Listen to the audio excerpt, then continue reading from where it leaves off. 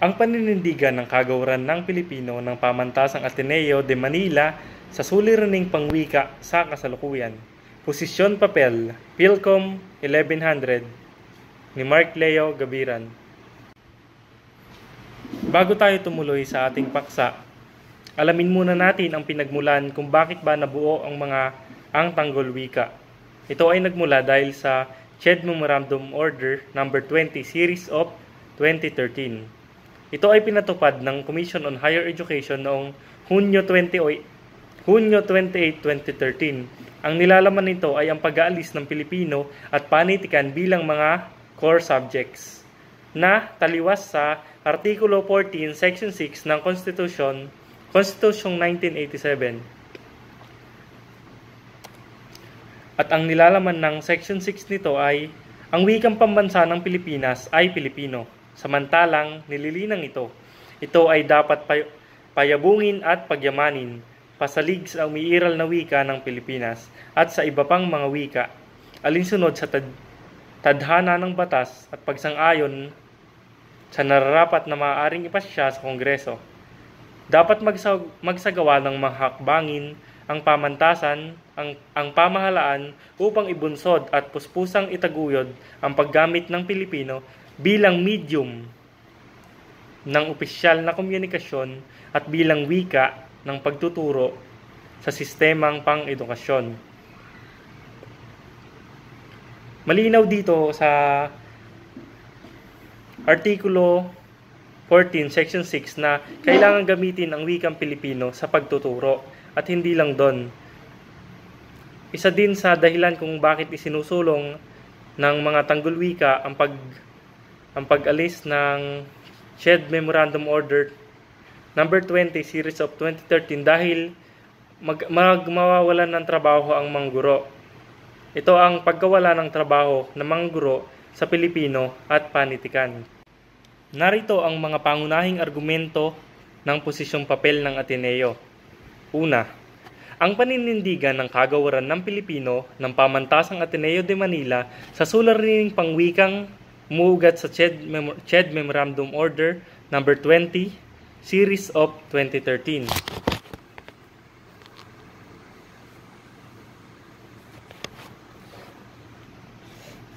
Tumututol ng kagawaran sa CHED Memorandum Order No. 20 Series of 2013 na nag-aalis sa Pilipino bilang isang asignatura sa kolehiyo.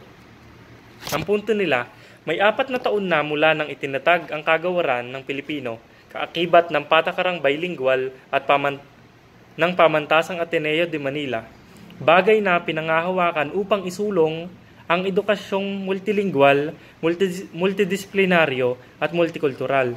Pinaninindigan na ang Pilipino ay hindi dapat mawala sa general education sa tertiary dahil mahalaga ito sa pagpapaunlad ng edukasyong multilingual, multidisiplinaryo at multikultural. Ang pagtatanggal sa Pilipino sa kurikulum ay maaaring humantong sa paghina ng pag-unlad ng wika at pagbabaliwala sa papel nito sa akademya. Ang wika ay mahalagang instrumento upang mapanatili at ipalaganap ang identidad ng karunungan ng bansa sa patuloy na pag-aaral ng mga Pilipinong unit sa kolehiyo. Mas nalilinawan ang mga mag-aaral sa kahalagahan ng wikang Pilipino. Ito ay dahil sa high school ay hindi naman lahat natatalakay ang lahat na kailangan malaman ng mag-aaral patungkol sa subject na Pilipino. Kaya't ito ay pinagyayabong at pinupunan ang mga kakulangan sa kolehiyo. Kaya ito ay hindi dapat alisin sa kolehiyo o tertiaryang edukasyon. Ang pangalawang argumento ay dapat maging mapagmatsyag laban sa mga tao at institusyong ginagamit ang kasalukuyang isyong pangwika upang itanggi ang sarili at kanilang mga interes.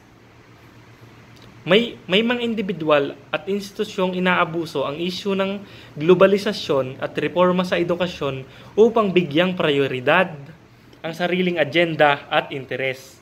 Sa halip, na gawing tulay ang Pilipino at iba pang pangwika sa pagpapaunlad ng bansa, ginagamit ang issue upang ipilit ang banyagang kaisipan o sistema na maaaring hindi maangkop sa kontekstong Pilipino. Pinaalalahanan ang mga akademiko at tagapagtaguyod ng edukasyon na maging mapanuri sa mga hakbang na naglalayong ipagtabuyan ng Pilipino at iba pang katutubong wika. Ang pagsasantabi ng Pilipino ay isang anyo ng marhinalisasyon ng mga rehiyon ng kultura at wika. Dapat nilang panagutan na hindi lamang ang kabuhayan ng mga apektadong guro, kundi pati na ang pagpapanatili ng integridad ng mga kursong kanilang pinagkadalubhasaan. Ang responsibilidad na ito ay hindi lamang legal, kundi moral at etikal din. Ang ikatlo sa pangunahing argumento ay hindi lamang medium ng pagtuturo ang Pilipino. Isa itong disiplina. Lumilikha ito ng sariling larang ng karunungan na nagtatampok ng pagka-Pilipino sa anumang usapin sa loob at labas ng akademya. Una, ang Pilipino ay hindi lamang kasangkapan sa paghahatid ng kaalaman. Ito rin ay naglalarangan ng intelektual at profesional na pag-unlad. Lumilikha ito ng mga bagong pananaw at diskursong nag-uugat sa konteksto ng bansa at nagbibigay din ng pagka-Pilipino. Kailangan itong mapanatili sa antas tersyaryo at kwadrado dahil mahalaga itong sangkap sa paghubog ng mga profesional na may malalim na pangunawa sa sariling kultura. Sa ganitong paraan, nagiging bahagi ang Pilipino sa pagpapalawak ng kaalaman at paghubog ng pambansang identidad. Sinususugan ito na ang pahayag ng misyon ng kagawaran ng Pilipino na itinatakda ang profesional at multidisiplinaryong pagtugon sa pangangailangan na iuuwi at iuugat ang sariling kultura ng pamantasan at lahat ng pinaglilingkuran nito. Hindi sa pamamagitan ng pagtatakwil sa mga kaalamang hiram, kundi sa integrasyon na ito sa mga kaalamang sarili.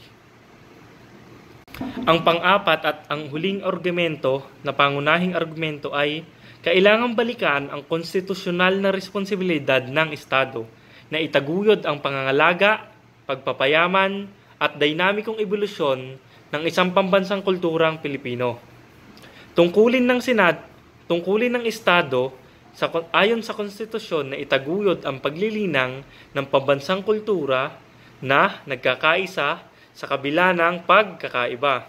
Kasama sa tungkuling ito ang pagtataguyod sa mga wika, partikular na ang Pilipino, bilang pundasyon ng isang matatag na identidad pambansa. Hindi kasi sapat na ipasa lamang ang mga bagong batas tungkol sa edukasyon. Dapat may malinaw na istruktura at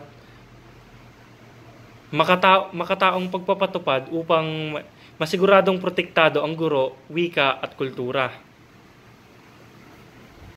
Pakinggang mabuti dahil ito ay isa sa pinakamahalagang punto ng argumento ng Ateneo de Manila sa posisyong papel na ito na tumutungkol sa CHED Memorandum Order No. 20 Series of 2013. Ang Pilipino at iba pang wika ay kailangan manatiling aktibo at buhay sa edukasyon upang masiguro ang patuloy na pag-unlad ng isang dinamikong pambansang kultura.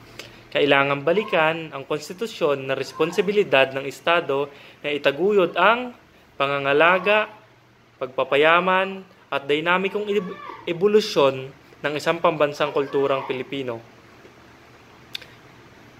Salig sa simulaing pagkakaisa at pagkakaiba-iba ng kaligirang malaya, artistiko, at intelektual na pagpapahayag. Ito ay nakalagay sa Article 14, Section 14. Salamat.